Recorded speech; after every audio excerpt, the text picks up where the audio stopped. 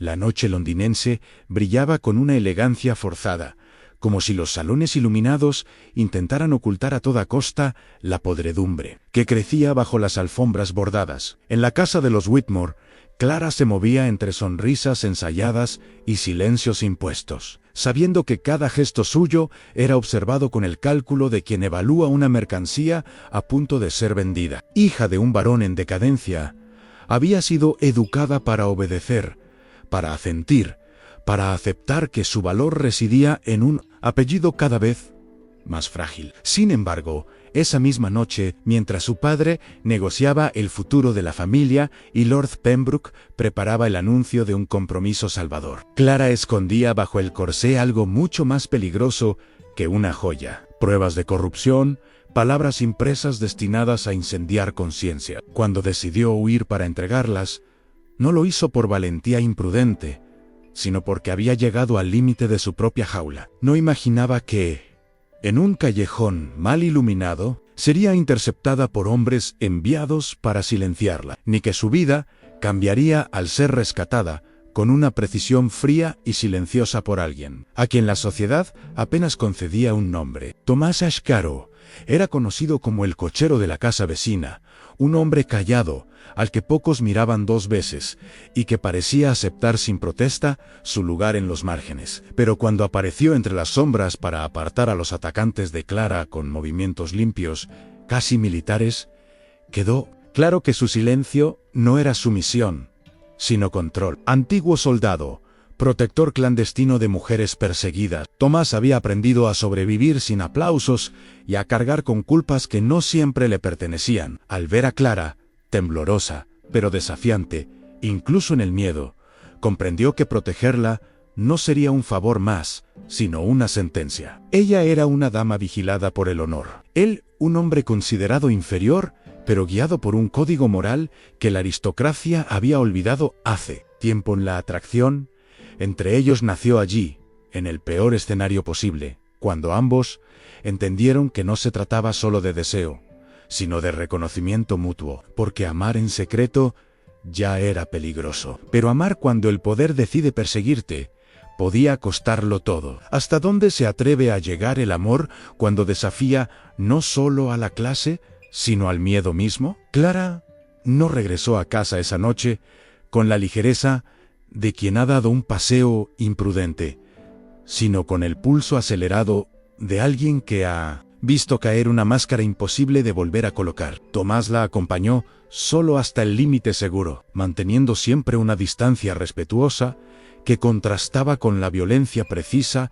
que había desplegado minutos antes. En el breve trayecto apenas intercambiaron palabras, pero el silencio estuvo cargado de una comprensión incómoda. Ambos sabían que ese encuentro no podía deshacerse. Clara, criada entre salones, donde la crueldad se disfraza de cortesía, había reconocido en Tomás una dignidad, sin adornos, una firmeza que no necesitaba títulos. Tomás, por su parte, percibió en ella algo más que rebeldía juvenil, una inteligencia afilada, una furia contenida por años de obediencia forzada. Al despedirse, él le advirtió con voz baja que no volviera a caminar sola, que Pembroke no perdonaba desafíos. Clara asintió, consciente de que el verdadero peligro no era el noble en sí, sino el mundo que lo protegía. Al entrar de nuevo en su casa, entre candelabros y promesas vacías, supo que ya no podría fingir ignorancia. Había visto cómo se defiende alguien que no tiene nada que perder, y esa imagen la perseguiría como una pregunta sin respuesta. Los días siguientes se tensaron como una cuerda a punto de romperse. Lord Pembroke intensificó su presencia con una amabilidad calculada, hablando de sacrificio, de deber familiar, de lo afortunada que era Clara por ser elegida. Su padre escuchaba con una mezcla de alivio y temor, dispuesto a cerrar los ojos ante cualquier sospecha, con tal de asegurar la supervivencia del apellido. Mientras tanto, Tomás comenzó a aparecer con más frecuencia en los alrededores, siempre como cochero, siempre como sombra útil, pero con una vigilancia que delataba urgencia. Fue entonces cuando un regreso inesperado agitó las aguas. Un coronel condecorado volvió de la guerra y, en un encuentro casual, reconoció a Tomás bajo otro nombre, uno que no debía pronunciarse en voz alta. La revelación fue torpe, involuntaria, y Lethal Ann Pembroke no tardó en comprender que el cochero ocultaba una identidad peligrosa, y el baile real programado para esa misma semana se transformó en un escenario de amenaza abierta. Clara intuyó que el anuncio del compromiso no sería solo una formalidad social, sino una humillación pública diseñada para quebrarla. Tomás, atrapado entre su pasado y la necesidad de protegerla, entendió que el margen de maniobra se había reducido al mínimo, y mientras Londres se preparaba para brillar bajo los candelabros del baile, ambos supieron que el amor que comenzaba a nacer ya no era solo prohibido por la diferencia de clase, era un desafío directo al poder que decide quién merece vivir sin miedo. El traslado de Clara al castillo de Pembroke se anunció como una medida necesaria para proteger su reputación en vísperas del baile. Pero desde el primer momento quedó claro que el lujo era solo otra forma de encierro. Las habitaciones amplias, los pasillos de piedra fría y los jardines perfectamente recortados no ofrecían refugio alguno. Todo estaba diseñado para vigilar, para recordar que cada movimiento tenía dueño. Clara fue despojada de cartas, visitas y decisiones, tratada con una cortesía rígida que ocultaba una amenaza constante. Sin embargo, lejos de doblegarla, el aislamiento activó algo que llevaba años cultivando en silencio: la capacidad de observar, persuadir y tejer alianzas donde otros solo veían sombras. Empezó por el servicio, mujeres y hombres invisibles para la nobleza, cansados de obedecer órdenes que nunca los protegían. Con palabras precisas y gestos medidos, Clara ganó su confianza, compartiendo verdades a medias y silencios completos, hasta convertir el castillo en una red discreta de información y pequeños favores. Mientras tanto, descubrió entre los objetos privados de Pembroke un diario antiguo, escrito por su madre, que revelaba con crudeza cómo él había arruinado familias enteras para escalar posiciones. Aquellas páginas olían a papel viejo y cera seca, y cada línea confirmaba que el poder que la acercaba se sostenía sobre mentiras cuidadosamente heredadas. Clara comprendió entonces que no bastaba con huir, había que exponer. Tomás, por su parte, se enfrentó a la decisión más peligrosa de su vida. Pembroke lo citó en privado y le ofreció un trato envuelto en amenaza: huir esa misma noche, dejar a Clara a su suerte y borrar así la acusación que lo perseguía desde la guerra. Un crimen que no cometió, pero que había encubierto para salvar a otro soldado. La alternativa era quedarse, protegerla y ser casado sin piedad. Tomás escuchó en silencio, consciente de que por primera vez su supervivencia y su conciencia caminaban en direcciones opuestas. Recordó los campos de batalla, las órdenes injustas, las vidas sacrificadas en nombre de hombres como Pembroke. Recordó también la mirada de Clara cuando se negó a volver a ser una muñeca decorativa. Esa noche, mientras Londres ensayaba sus sonrisas para el baile real, Tomás tomó su decisión sin dramatismo. Anne no huiría, se mantendría cerca, aunque eso significara exponerse, porque proteger a Clara ya no era un deber circunstancial, sino una elección. Y en esa elección silenciosa, ambos avanzaron hacia un clímax inevitable, sabiendo que el escándalo que se avecinaba no solo pondría a prueba su amor, sino la posibilidad misma de vivir sin volver a arrodillarse ante el poder. La noche del baile real llegó envuelta en un brillo casi ofensivo. Los carruajes se alinearon frente al castillo de Pembroke como piezas de un teatro cuidadosamente ensayado, y los invitados descendieron envueltos en sedas, joyas y certezas heredadas. Clara apareció del brazo de su padre, con el rostro sereno y la espalda erguida, vestida con un traje que parecía obediente, salvo por un detalle mínimo que casi nadie notó al principio. Entre los pliegues del vestido llevaba ocultos los panfletos que había escrito durante años, ahora impresos de nuevo y acompañados por fragmentos del diario de la madre de Pembroke, que, mientras la música llenaba el salón y las conversaciones giraban alrededor del inminente anuncio del compromiso, Clara dejó que el mecanismo que había construido desde las sombras comenzara a moverse. El servicio, ganado con paciencia, Hizo circular los papeles como si fueran simples programas del baile. Los murmullos cambiaron de tono al reconocer nombres, cifras, historias enterradas.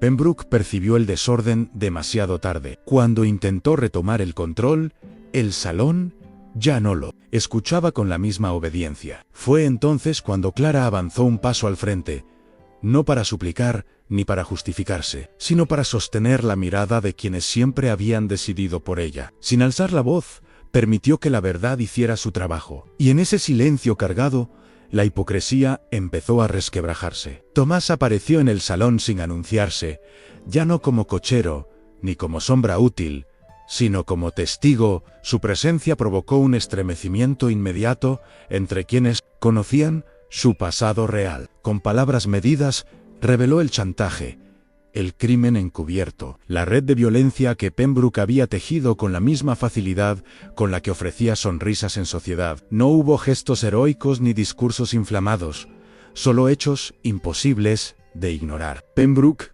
cayó no por un duelo ni por una acusación aislada, sino porque la verdad, una vez expuesta, dejó de ser negociable. Las consecuencias alcanzaron a Clara con la misma rapidez a su padre. Acorralado por el escándalo, la repudió públicamente para salvar el apellido. El salón, que minutos antes la observaba como mercancía, ahora la miraba como una amenaza. Clara no retrocedió. Libre por primera vez, eligió no mendigar pertenencia. Tomás, liberado de su deuda al quedar expuesta a la corrupción, se colocó a su lado sin prometer refugios dorados. Juntos, abandonaron el castillo sabiendo que no habían ganado un lugar en el mundo aristocrático. Pero si algo más difícil y más valioso, la posibilidad de construir una vida sin jaulas, donde el amor no fuera un privilegio concedido, sino una elección defendida hasta el final. El amanecer los encontró lejos del castillo, avanzando por un camino secundario, mientras la niebla todavía se aferraba a los campos, como si intentara borrar lo ocurrido la noche anterior. Clara caminaba sin mirar atrás, no por orgullo, sino porque sabía que hacerlo significaría concederle al pasado un poder que ya no tenía. Había perdido un apellido, una casa y la ilusión de pertenecer a un mundo que nunca la aceptó de verdad. Pero no se sentía derrotada. Al contrario, por primera vez, cada paso que daba era suyo. Tomás la observaba en silencio, consciente de que la valentía que ella había mostrado en el salón superaba cualquier acto de fuerza que él hubiera cometido en la guerra. Ya no había órdenes que obedecer ni deudas que saldar, pero sí consecuencias inevitables. Sabían que el escándalo no desaparecería con la salida de Pembroke del poder, que los rumores viajarían más rápido que ellos, y que el nombre de Clara sería pronunciado con desprecio en más de una mesa elegante. Aún así, ninguno habló de arrepentimiento. En ese silencio compartido había algo nuevo, no urgencia ni huida, sino una calma tensa, la de quienes han elegido un camino difícil con los ojos abiertos. Los días siguientes confirmaron que el mundo no perdona fácilmente a quienes rompen sus reglas. Las puertas que antes se abrían por cortesía se cerraron sin explicación, y las pocas ofertas de ayuda llegaron siempre condicionadas a la discreción, al olvido, a la renuncia pública. Clara rechazó cada una con una serenidad que sorprendió incluso a Tomás. No había expuesto la corrupción para cambiar de jaula, sino para dejar de vivir en una. Decidieron instalarse en un barrio donde nadie preguntaba por linajes y donde el trabajo valía más que el origen. Clara comenzó a escribir de nuevo, esta vez sin anonimato, transformando los panfletos en textos más largos, más peligrosos, que denunciaban no solo a un hombre, sino a un sistema entero. Tomás, dejando atrás el papel de protector invisible, se convirtió en su guardián a plena luz del día, no como dueño ni salvador, sino como compañero dispuesto a enfrentar las consecuencias a su lado. El amor entre ellos cambió de forma.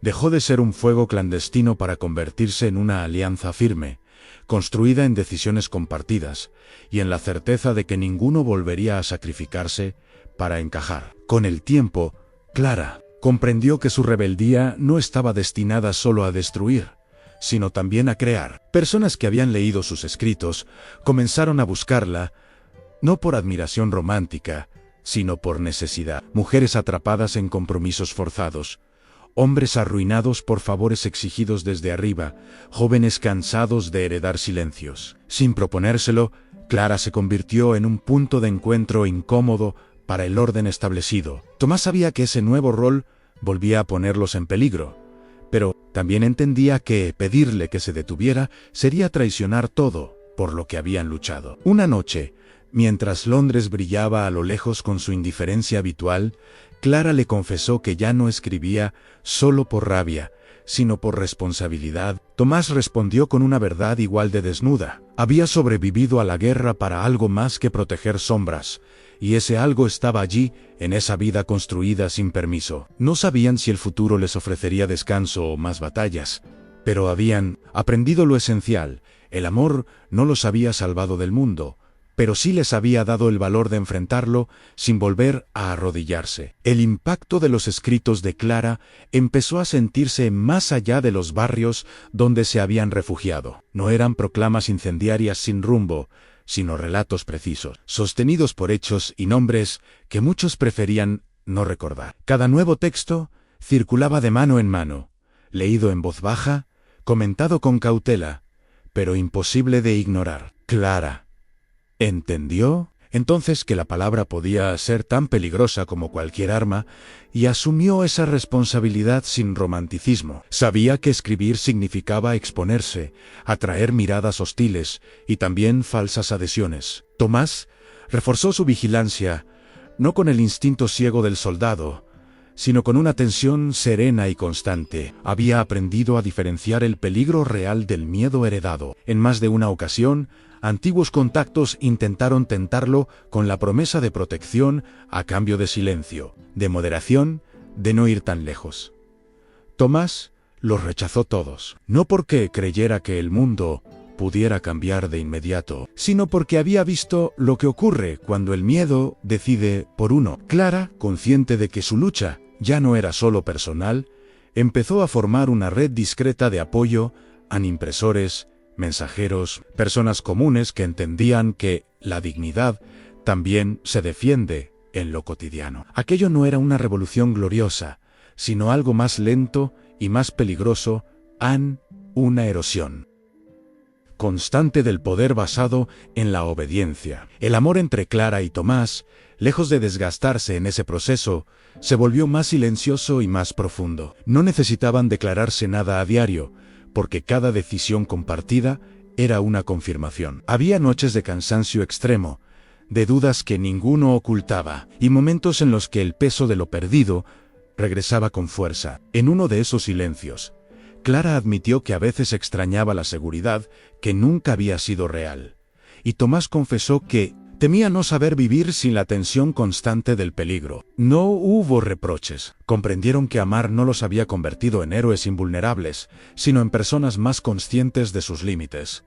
Y aún así, eligieron quedarse. Cuando caminaban juntos por calles donde nadie conocía sus nombres verdaderos, no lo hacían como fugitivos, sino como alguien que ha decidido existir sin máscaras. El futuro seguía abierto, incierto, quizá hostil, pero ya no era una amenaza abstracta, sino un territorio que enfrentarían sin volver a negar quiénes eran. Porque algunas historias no crecen hacia un final cómodo, sino hacia una continuidad valiente. Y en esa continuidad, Clara y Tomás entendieron que el amor no siempre cierra los conflictos, a veces los acompaña. Y eso, en un mundo que exige sumisión, es una forma radical de libertad. El paso del tiempo no suavizó el conflicto, pero sí afinó la forma en que Clara y Tomás lo enfrentaban. Ya no vivían reaccionando a cada amenaza, sino anticipándola, con una lucidez ganada a fuerza de errores. Clara comenzó a escribir con nombres velados y estructuras más complejas, textos que obligaban a pensar en lugar de señalar con el dedo, y que por eso mismo resultaban más peligrosos. La aristocracia aprendió a temerla sin poder atacarla directamente, porque cada intento de desacreditarla solo confirmaba aquello que ella denunciaba, en el miedo del poder a la verdad dicha sin permiso. Tomás, mientras tanto, dejó atrás, definitivamente, la identidad del hombre que solo servía para proteger. Empezó a entrenar a otros, hombres y mujeres, que no querían seguir siendo presas fáciles de la violencia institucional, transmitiéndoles un código simple y no negociable a defender sin dominar, proteger sin poseer. En ese proceso, ambos comprendieron que su amor ya no era el centro de la historia, sino el punto de equilibrio que les permitía sostener todo lo demás. No se necesitaban para sobrevivir, se elegían para no endurecerse. Hubo una noche, años después, en la que Clara fue invitada en secreto a una casa donde se reunían personas influyentes, cansadas del mismo sistema que antes habían servido. No buscaban redención pública ni cambios rápidos, sino entender cómo desmontar, poco a poco, la maquinaria que premiaba la obediencia ciega. Clara aceptó hablar, no como hija repudiada, ni como símbolo romántico, sino como alguien que había pagado el precio de decir la verdad, y había sobrevivido sin pedir absolución. Tomás la esperó afuera, no como guardián nervioso, sino como compañero que confía. Cuando ella regresó, con el cansancio reflejado en el rostro, pero sin arrepentimiento, supieron que nada volvería a ser sencillo, pero tampoco inútil. Caminaron juntos bajo un cielo sin promesas, conscientes de que el mundo rara vez cambia por un solo acto, pero sí por la persistencia de quienes se niegan a callar. Y así, sin coronas ni reconciliaciones forzadas, su historia siguió creciendo, no hacia un final cerrado, sino hacia algo más difícil y más honesto. Una vida elegida día tras día, donde amar no significaba escapar del conflicto, sino tener el valor de habitarlo sin volver a traicionarse. El reconocimiento que empezó a rodear a Clara no vino acompañado de seguridad ni de descanso. Cada paso hacia adelante parecía abrir una grieta nueva, y con ella, una resistencia más sofisticada. No todos los enemigos se mostraban abiertamente, muchos aprendieron a sonreír mientras buscaban desgastar desde dentro. Invitaciones ambiguas, apoyos que exigían moderación, propuestas que prometían amplificar su voz a cambio de suavizar el mensaje. Clara aprendió a detectar esas trampas con la misma precisión con la que antes había detectado la hipocresía en los salones aristocráticos. Rechazó lo que implicaba volver a ser administrada por otros, incluso cuando eso significaba avanzar más lento. Tomás observaba ese proceso con una mezcla de admiración y alerta. Sabía que el peligro más grande